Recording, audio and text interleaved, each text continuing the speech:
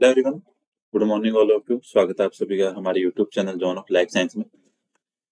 तो कल last session के अंदर अपन ने डिस्कस किया था आपके जो एपोप्टोटिस टॉपिक था उसका लेक्चर फर्स्ट। ठीक है, तो आज के सेशन में अपन डिस्कस करने वाले हैं जो उसका रिमेनिंग पार्ट था, एपोप्टोटिस पार्ट सेकंड, जिसके अंदर अपने को देखना है इंट्रिंसिक पाथवे। ठीक है, कल अपन ने बेसिक बातें सारी देख ली थी। कल अपन ने एपोप्टोटिस की आपके जो भी बेसिक बातें थी वो सारी, क्या इसके फंक्शंस हैं, क्या इसकी मैकेनिज्म है, एंड इसका जो एक्सटेंसिंग पाथवे था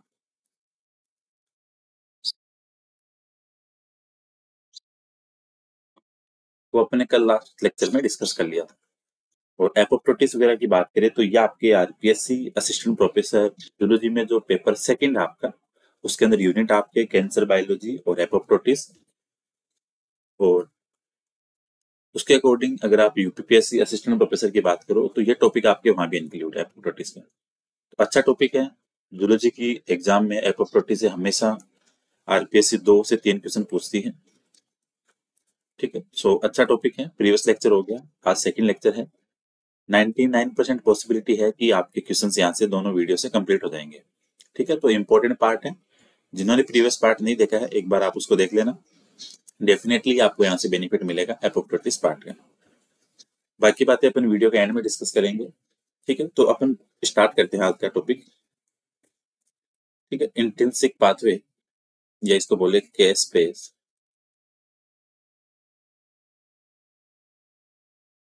dependent intrinsic apoptotic pathway.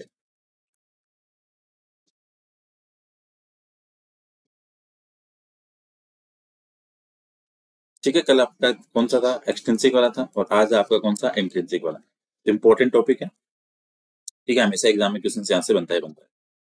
Case space क्या होता है, ये सारी बातें अपने कल की थी। इसकी कैटालाइटिक यूनिट क्या है, एक्टिव साइट कौन सी है, ठीक है, वो सारी बातें अपने कल डिस्कस कर ली थी। एक्सटेंसिंग में अपन ये देखा था कि कोई भी अगर आपको सिग्नल मिल रहा है आउटर एनवायरनमेंट से, सेल के बाहर से, ठीक है, जिससे आपकी सेल है वो आपका जो डेथ रिसेप्टर है उसको वहां से पूरा लिगेंड बाइंड होने के बाद में डेथ डोमेन चालू होगा। ठीक है, डिस्क कॉम्प्लेक्स बनेगा, फिर के स्पेस 8 आपका एक्टिव होगा। के स्पेस 8 के बाद में आपका के स्पेस 3 एक्टिव होगा। फिर उसके बाद में वो आपका डिग्रेड करेगा आपके किसको, न्यूक्लियस वगैरह को। ठीक है, ये सारी बातें थी आपकी, वो अपन ने कल डिस्कस कर ली थी। अब अपन यहाँ पे बात करेंगे आज आपकी इंट्रिंसिक की। सो दैट मीन्स आप ये कह सकते हैं कि इसका मतलब ये हो गया कि कोई भी नेगेटिव रिस्पॉन्स है, ठीक है, लाइक आपके डीएनए डैमेज है, किसी भी टाइप का कोई भी ऐसा सिग्नल आपको देखने को मिल रहा है, ठीक है, जो इंट्रासेल्युलर डेथ सिग्नल होगा। सो इसके अंदर आपको सिग्नल कौन सा देखने को मिलेगा, इंट्रासेल्युलर डेथ सिग्नल। लाइक आप इसको कह सकते हैं कि आपके कोई भी DNA damage and other negative response. ठीक है, जो कौन से होंगे आपके, इंट्रासेल्युलर होंगे। ठीक है, अब इस चीज को आप ऐसे समझो, देखो, जैसे नेगेटिव रिस्पॉन्स हुआ और आपके सेल के अंदर जो आपकी एटीएम है, सीएच के प्रोटीन है, वो क्या करेगी, इस चीज को सेंस करेगी। सेंस करने के बाद में वो P53 एक्टिव होगा। P53 एक्टिव होने के बाद में वो एक्टिव करेगा आपकी बेक्स प्रोटीन को। यहाँ पे सबसे इंपॉर्टेंट चीज आपको समझनी है, बेक्स प्रोटीन। और यहाँ पे जो ऑर्गेनली सबसे इंपॉर्टेंट जो काम आती है, mitochondria involve in intrinsic pathway. तो यहाँ से ये चीज समझनी है आपको एग्जाम के लिए कि आपके इंट्रिंसिक पाथवे में कौन सी ऑर्गेनली इन्वॉल्व रहती है। Then answer will be mitochondria. क्यों, क्योंकि माइटोकॉन्ड्रिया यहाँ पे रिलीज करता है साइटोक्रोम सी। ठीक है, जो सबसे इंपॉर्टेंट यहाँ की चीज होने वाली है, माइटोकॉन्ड्रिया यहाँ पे क्या रिलीज करेगा, आपका साइटोक्रोम सी, और इसी से आपकी सारी चीजें, पूरा पाथवे है वो यहाँ से चलता रहेगा। ये चीज भी आपको ध्यान रखनी है। ठीक, अब अपन इस चीज को समझते हैं वन बाई वन करके। ठीक है, पहले यहाँ से समझते हैं कोई आपके नेगेटिव रिस्पॉन्स आया?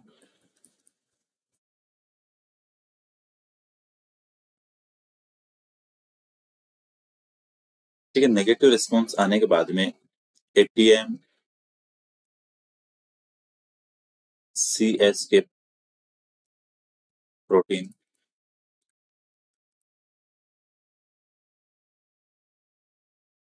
सेंस डैमेज को सेंस करेगी। P53 एक्टिव, ठीक है, और ये एक्टिव करेगा फिर किसको? Bax protein.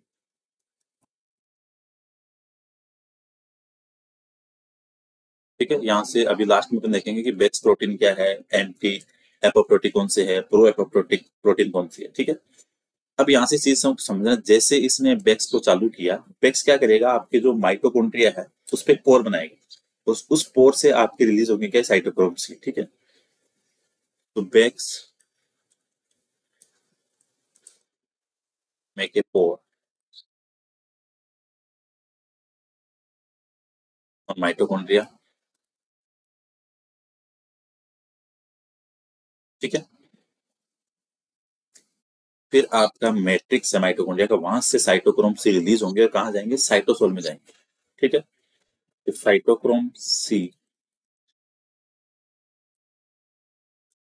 Is from matrix to cytosol.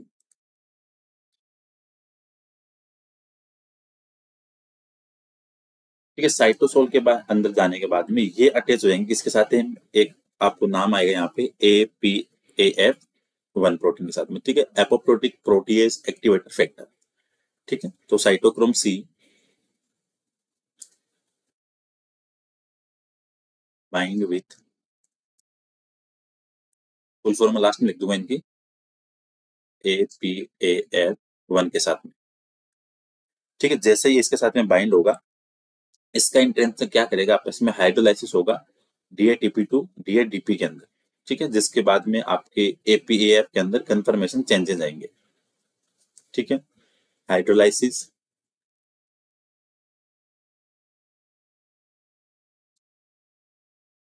DATP DATP के अंदर, उसके बाद में कन्फर्मेशन चेंज होंगे आपके APAF के अंदर। ठीक है, फिर आपका APAF है वो असेंबल होगा एक हेप्टामेरिक कॉम्प्लेक्स के अंदर, जिसको बोलते हैं एपोप्टोटोम। ठीक है, APAF1। ठीक है, इसमें बदल जाएगा आपका एपोप्टोसोम में, जो एक हेप्टामेरिक कॉम्प्लेक्स है। ठीक है, यहाँ तक चीज समझ में आ गई कि आपका APAF के साथ में बाइंड होने पे DATP टू DADP हाइड्रोलाइसिस के बाद में APAF के अंदर कन्फर्मेशन चेंजेस आएंगे और फिर वो आपका रिक्रूट करेगा। ठीक है, किसको? पहले आपका आएगा प्रोकेस्पेस 9।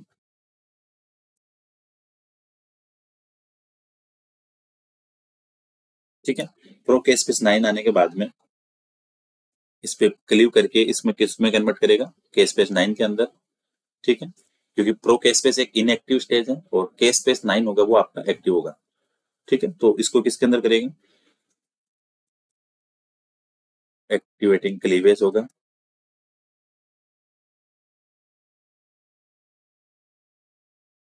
ठीक है, और ये फिर किस में चला जाएगा? आपका केस्पेस 9। ठीक है, यहाँ तक की चीजें समझ। जैसे केस्पेस 9 में गया आपका,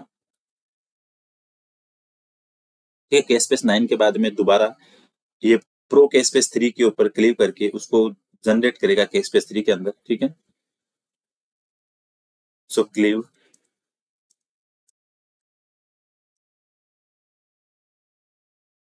केस्पेस 3। ठीक,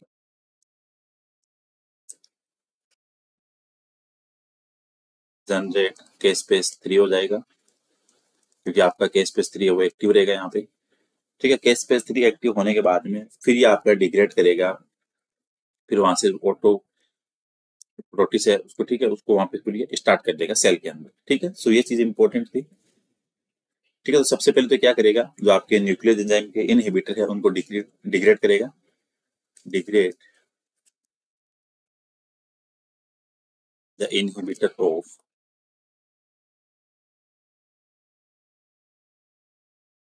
दिस एंजाइम, ठीक है। फिर उसके बाद में आपका एपोप्टोसिस पूरा पूरा क्या रहेगा, सेल ऑटोमेटिकली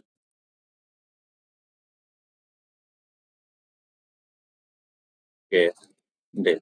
ये इंपॉर्टेंट चीज है, बस यहाँ तक, ठीक है। यहाँ समझ में आया कि आपको सबसे पहले देखो यहाँ से पूरे इस फॉर्मेट को समझते हैं। अब इस चीज को अगर अपन डायग्राम बना के देखें तो थोड़ा ज्यादा सही रहेगा, ठीक है, ताकि थोड़ी चीजें और समझ में आए।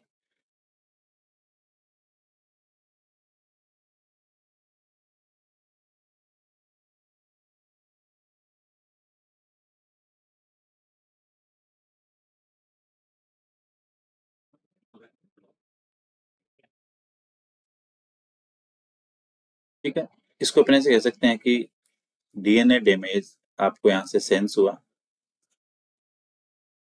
एक सेकंड, थोड़ा इसको बड़ा बनाते हैं।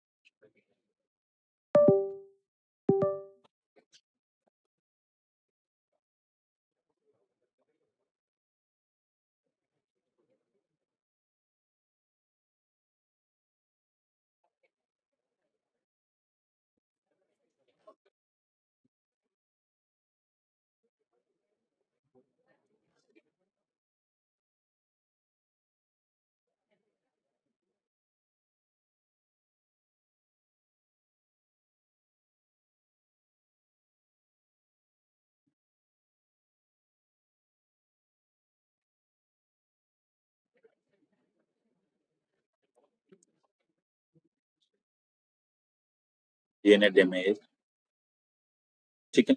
जैसे डीएनए डैमेज यहाँ पे सेंस हुआ आपको, तो यहाँ पे रिक्रूट होगा आपका एटीएम, ठीक है, जो इसको सेंस करेगा, और सीएच के,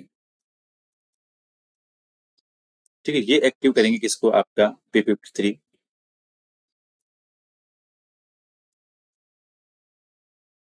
P53 आपका किसको एक्टिव करेगा, बेक्स को,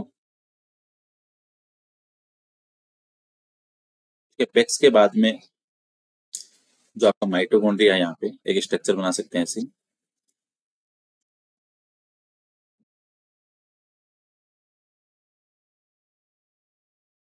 ठीक है। यहाँ से आपका रिलीज होगा क्या, साइटोक्रोम सी। साइटोक्रोम सी आपका जाएगा किसके पास में, APAF1 के पास में, ठीक है। ये बॉन्ड बनने के बाद में आपका एक्टिव होगा K-स्पेस 9, क्योंकि पहले प्रो K-स्पेस फिर आपका K-स्पेस में, सो K-स्पेस 9 यहाँ से पहले रिक्रूट करेगा किसको, K-स्पेस 3 को। यहाँ से पहले ध्यान रखना प्रो K-स्पेस था, उसके बाद में आपका प्रो K-स्पेस 3,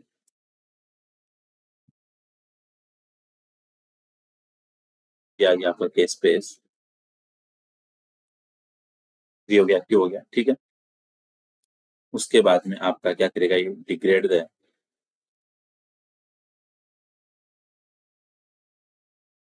इनहिबिटर ऑफ न्यूक्लियस, और वहां से फिर आपका एपोप्टोसिस पूरा रन होता रहेगा, ठीक, degrade the inhibitor of nucleus. तो ये सारी बातें इंपॉर्टेंट थी। अब यहाँ से एक चीज ये निकल के आती है कि आपके जो बेक्स प्रोटीन वगैरह है, वो आपकी सारी चीजें यहाँ से चालू करते हैं, लेकिन पॉसिबिलिटी ये है कि इसका भी कोई ना कोई इनहिबिटर होगा, एंटी एपोप्टोटिक तो इनके भी होंगे। यहाँ से पहले थोड़ी और चीजें देख लेते हैं कि जो आपके इंट्रिंसिक पाथवे हैं,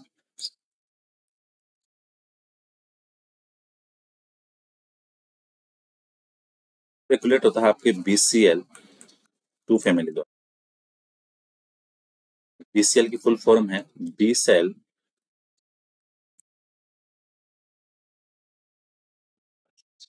जीन,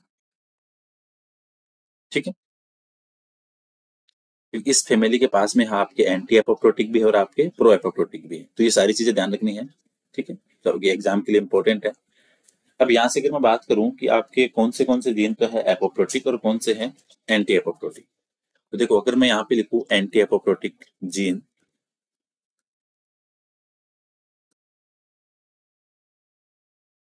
एग्जाम में हमेशा क्वेश्चन आता है आरपीएससी में कि कौन से हैं, तो देखो एंटी एपोप्टोटिक में BCL2, BCLX, BCLW, MCI1 और BCLB, ये सारे कौन से हैं आपके एंटी एपोप्टोटिक। अगर मैं प्रो एपोप्टोटिक की बात करूं जो चीजों को एक्टिव करेंगे,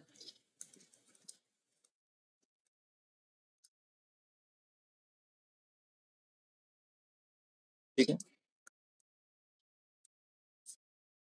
रहेंगे आपके बैक्स, बेड, बिट,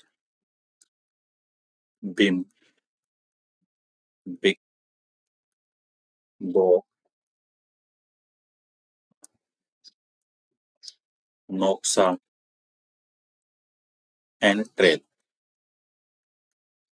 ये सारे के सारे आपके प्रो एपोप्टोटिक। तो ये चीज आपको ध्यान रखनी है, एग्जाम के लिए काफी इंपॉर्टेंट है, और यहाँ से डेफिनेटली एक क्वेश्चन बनता है कि कौन से तो प्रो एपोप्टोटिक और कौन से आपके एंटी एपोप्टोटिक है। ये बात हो गई, ठीक है। अब जो आपकी प्रो एपोप्टोटिक BCL2 प्रोटीन है, ठीक है, BCL2 प्रोटीन, यहाँ पे आपको दो सब फैमिली मिलेगी,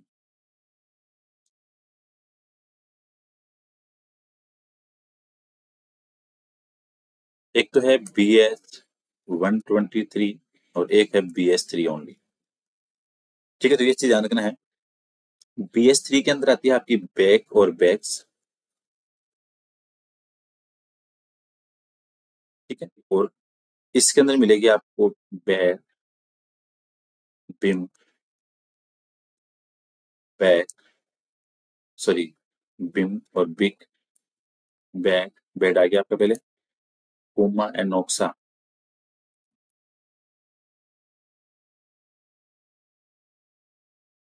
ये चीज आपको यहाँ से ध्यान रखनी है, बहुत इंपॉर्टेंट चीज है, एग्जाम के लिए हमेशा क्वेश्चन बनते हैं यहाँ से, ठीक है। फिर चीज जो इनहिबिटर ऑफ एपोप्टोटिस है,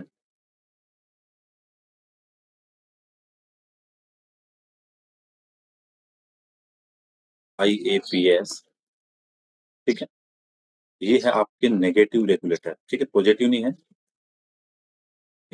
रेगुलेटर। पॉजिटिव की बात करें जैसे आपका P53 हो गया, जो चीजों को स्टिमुलेट कर रहे हैं वो हो गया आपके पॉजिटिव, और ये हो गया आपके नेगेटिव। जो आपके IAPA है, ठीक है, इनहिबिटर एपोप्टोटिस, इनके पास में होता है प्रेजेंस ऑफ BIR डोमेन। अब BIR डोमेन क्या हो गया, BIR डोमेन का मतलब हो गया बैक्यूलोवायरस IAP रिपीट डोमेन, ठीक है, इसकी फुल फॉर्म ध्यान रखना, ठीक है। तो इंपॉर्टेंट चीज है जो कि आपकी एपोप्टोटिस क्या करती है, इनहिबिट करेगी, तो ये चीज भी आपको ध्यान रखनी यहाँ से इंपॉर्टेंट है। एक वर्ड आया था APAR, इसकी फुल फॉर्म लिख लेना, APAR1, दैट मीन्स एपोप्टोटिक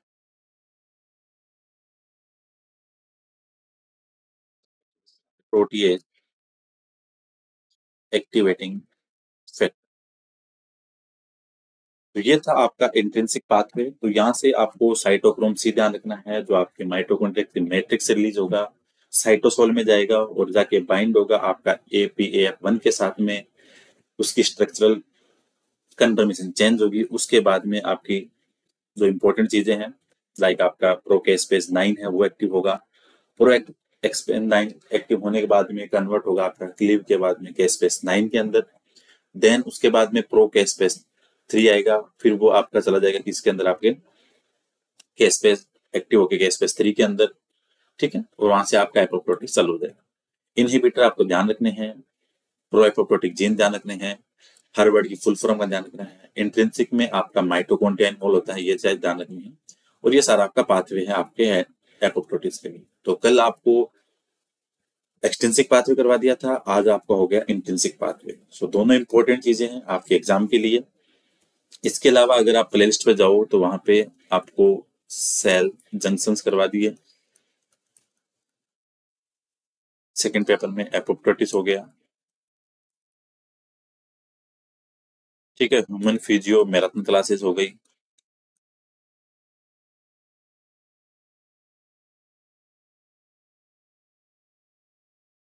ठीक है, इकोलॉजी मैराथन हो गई,